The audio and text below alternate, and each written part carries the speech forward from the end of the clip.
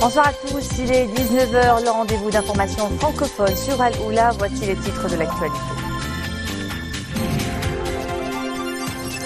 Match choc Maroc-Gabon au complexe Mohamed V de Casablanca pour le compte de la 5e et avant-dernière journée des éliminatoires du Mondial 2018.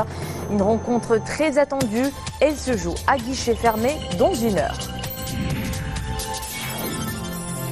Le Ghana, nouvelle escale de la tournée africaine de la délégation marocaine conduite par Amina Bousta, avec la mission de superviser l'état d'avancement des accords signés entre les deux pays lors de la visite royale effectuée dans ce pays en février dernier.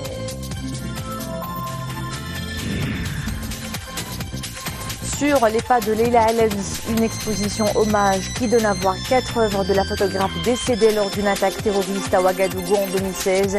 Des portraits accrochés jusqu'au 20 de ce mois à la galerie de l'Esplanade de la mosquée Hassan II à Casablanca.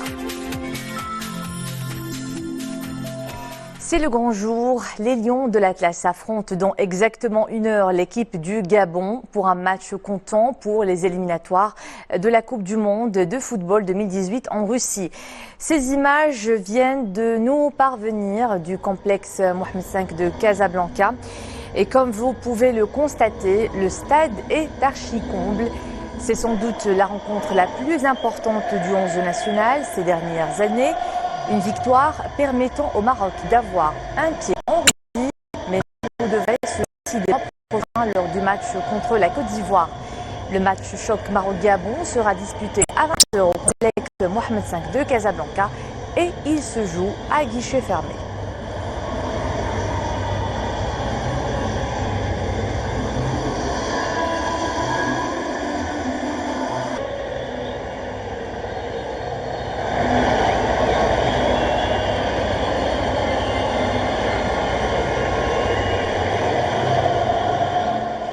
Après le match nul de la Côte d'Ivoire au Mali hier, seule une belle victoire sur le Gabon ce samedi nous rapprocherait donc du Graal russe et nous donnerait la première place du groupe. En attendant l'ultime bataille contre les éléphants ivoiriens chez eux à Abidjan dans un mois. Le match de ce soir est celui de la dernière chance. Mohamed Etishkar. La route vers le mondial de Russie 2018 prend naissance sur la pelouse du complexe sportif Mohamed V à Casablanca. Ce sera l'avant-dernier tour des phases qualificatives. Le 11 national devra décrocher les 3 points du match face au Gabon pour renforcer ses chances de prendre la tête de son groupe. Seule une première place est qualificative pour le mondial de Russie. L'ultime rencontre aura lieu contre l'actuel premier du groupe, la Côte d'Ivoire, et donc tout commencera à se décider ce soir face au Gabon. Les joueurs de l'équipe nationale en sont conscients et le sélectionneur Hervé Renard insiste sur l'efficacité durant les 90 minutes de la rencontre qui démarre dans moins d'une heure. Maintenant, il va falloir qu'on soit efficace samedi avant tout, avant de parler d'autre chose. Comme je l'avais dit, c'est un match très très important pour les deux équipes, pas seulement pour le Maroc. À nous d'aborder ce match dans les mêmes dispositions que celles dont on a montré contre le Mali. Je l'espère qu'on aura un soutien populaire aussi fort, si ce n'est encore plus fort que la dernière fois, parce que c'était vraiment quelque chose de fantastique. Pour ce qui est des joueurs du Gabon, ils sont au Maroc depuis une semaine déjà. La sélection gabonaise qui joue elle aussi pour gagner. Quant au 11 national, ils jouent favoris à domicile dans un stade archi-comble. Au moment où le Mali a tenu en échec, c'était hier la Côte d'Ivoire 0 partout. Au Lion de l'Atlas donc, dont tirer profit ce soir. Voilà donc c'est une rencontre que vous pouvez suivre sur Al-Oula et Ariadia à partir de 20 h. Nous espérons avec ferveur les rugissements sportifs victorieux de nos Lions de l'Atlas. La mise en œuvre des accords signés entre le Maroc et le Ghana en février dernier à l'occasion de la visite effectuée par Sa Majesté le roi Mohamed VI dans ce pays est sur la bonne voie. Des réunions bilatérales ont été tenues à Accra. La délégation marocaine est conduite par la secrétaire d'État aux Affaires étrangères et à la coopération internationale dans le cadre d'une nouvelle tournée dans le continent sur hautes instructions royales. Retour à Mohamed Etishkar. Cette visite s'inscrit dans le cadre du suivi de l'état d'avancement des 25 accords de coopération conclus lors de la visite royale au Ghana. Les multiples réunions de la délégation marocaine, conduites par la secrétaire d'État auprès du ministre des Affaires étrangères et de la coopération internationale, ont permis de passer en revue justement les 25 accords signés. Objectif, examiner leur état d'avancement et surtout identifier les contraintes auxquelles les différents acteurs marocains et ghanéens concernés font face pour identifier les mesures d'accompagnement appropriées.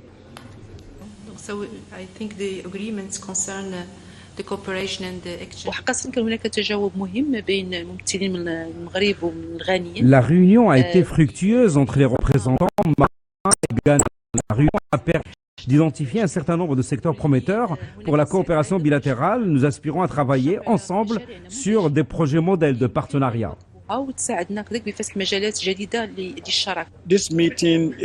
Cette réunion a pour objectif d'examiner l'état d'avancement des accords signés lors de la visite de Sa Majesté le Roi au Ghana. Nous examinons leur mise en œuvre et surtout le secteur privé est très impliqué, notamment l'association ghanéenne de l'industrie.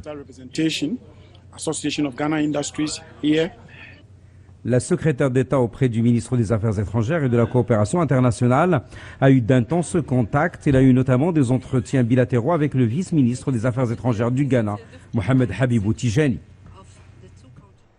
Cela fait tout juste une semaine que la saison de chasse a commencé. Une saison marquée encore une fois par la mise en œuvre de la stratégie nationale cadrant la maîtrise des populations de sangliers. Dans la zone humide de Mohammedia, une battue est organisée avec l'objectif de réduire la population de cette espèce invasive. Les précisions avec Sarah Katir. C'est dans la zone humide de Mohammedia, qui se trouve au sein même du périmètre urbain de la ville, que cette battue de sangliers a été organisée dans le cadre de la stratégie du Haut Commissariat aux eaux et forêts à la lutte contre la désertification. Le site, classé Ramsar, dispose de toutes les conditions favorables pour la pullulation de cet animal. Nourriture, eau et proximité de l'éclairage. Chaque année, la direction provinciale de Casa organise quelques 20 battues.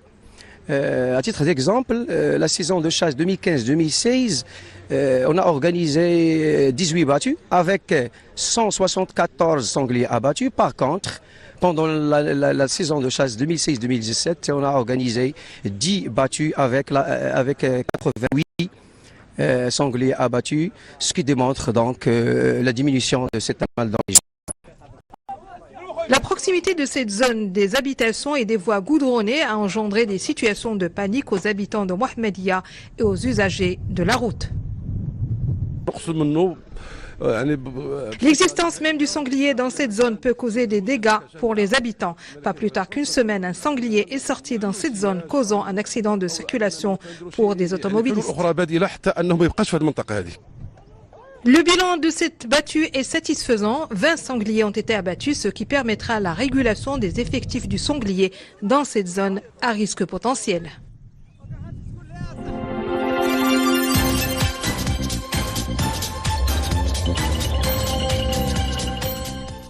À la une de l'actualité internationale, Londres, où plusieurs personnes ont été renversées cet après-midi par une voiture devant le musée d'histoire naturelle. Un homme a été arrêté. D'après plusieurs médias, une voiture a heurté des piétons devant l'établissement. Des investigations sont en cours pour établir les circonstances et les motifs de cette attaque. Le conducteur a essayé de fuir avant d'être plaqué au sol. À ce stade, aucun élément ne permet de connaître les circonstances de l'incident ni le caractère délibéré ou non de la collision. Nouvelle journée sanglante à Idlib en Syrie. 13 civils, dont des enfants, ont été tués ces dernières 24 heures, dont des frappes aériennes imputées au régime syrien. Et pourtant, cette province figure parmi les 4 zones de désescalade annoncées en mai dernier par les alliés internationaux du régime et des rebelles. Pendant ce temps, le président turc Recep Tayyip Erdogan a confirmé que son pays soutiendra une offensive des rebelles syriens dans des parties de la province d'Idlib, contrôlées en grande partie par des djihadistes de l'ex-branche d'Al-Qaïda sur place. La tempête Nat fait 22 morts et 30 disparus en Amérique centrale et menace les États-Unis où elle pourrait se transformer en ouragan. Après avoir touché le Costa Rica et le Nicaragua, Nat a déjà atteint le Mexique. Le Nicaragua est le pays le plus touché. Plus de 10 000 personnes ont subi les conséquences des inondations et coulées de boue qui ont endommagé de nombreuses maisons dans 30 municipalités. Au Costa Rica, c'est désormais l'état d'urgence. Et puis, des plateformes pétrolières et gazières ont été évacuées avant d'atteindre le sud des États-Unis et de frapper la Louisiane et la Floride. Je vous invite à présent à admirer ces paysages d'une beauté inédite. La fameuse montagne des nuages blancs au sud de la Chine. Elle se compose de 30 pics. Le sommet est toujours entouré par les nuages, d'où son appellation. Depuis les temps anciens, la montagne a été l'un des endroits les plus célèbres représentant la beauté naturelle de la ville de Guangzhou. Chaque fois que le soleil fait son apparition après la pluie, eh bien, une couronne de nuages recouvre les montagnes. Voilà comment le lieu a remporté son nom et sa réputation comme un merveilleux spectacle de la nature.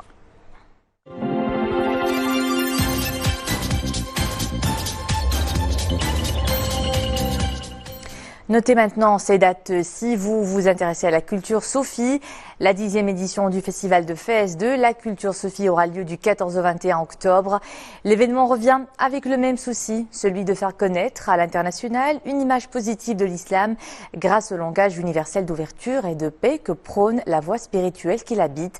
La présentation de l'événement a eu lieu à Casablanca. Sarah Ketir. La 10e édition du Festival de Fès de la culture Sophie invitera un voyage à travers les champs Sophie du Maroc vers l'Inde. L'événement, tenu cette année sous le thème « Le sophisme à la rencontre des sagesses du monde », comptera les aventures possibles d'un voyage du Maroc vers l'Inde. Le Maroc était les plus riches et les plus féconds du soufisme, et que par là même le fait de pouvoir accueillir les différentes confréries, les différentes expressions culturelles et spirituelles du soufisme à travers le monde est une chose assez naturelle, mais c'est aussi une chose essentielle à notre époque où la culture du soufisme peut jouer un rôle essentiel dans le fait de régénérer la civilisation de l'islam et de lui apporter toute sa créativité et toute sa vitalité. Au programme de cette édition du chant Soufi, des soirées Sama, mais aussi des tables rondes, des conférences, dont l'objectif est de faire découvrir la richesse du patrimoine culturel et spirituel du soufisme au Maroc et dans le monde. Les forces de l'obscurantisme l'ont emporté à la fleur de l'âge, mais ses œuvres perpétuent sa mémoire et son combat pour la liberté et l'égalité. Sur les pas de Leila Alaoui est une nouvelle exposition qui prend place depuis jeudi à la galerie de l'Esplanade de la mosquée Hassan II à Casablanca, qui abrite jusqu'au 20 de ce mois les fragments de 2 expositions de cette figure rayonnante de la jeune photographie, les Marocains et non pas Sarah. Dominique Orlando et Nisril Hamdaoui. L'âme et l'esprit de Leila Alaoui flottent dans la galerie de la mosquée Hassan II à Casablanca. Ces 24 œuvres exposées sont le reflet de son humanité et de sa grande humilité qui transparaissent au plus près des Marocains. Avec son objectif, l'artiste a réussi à brosser des portraits de la population du Maroc profond. Et jusqu'à son dernier souffle, Leila Alaoui nous a livré son regard sur le monde avec sincérité.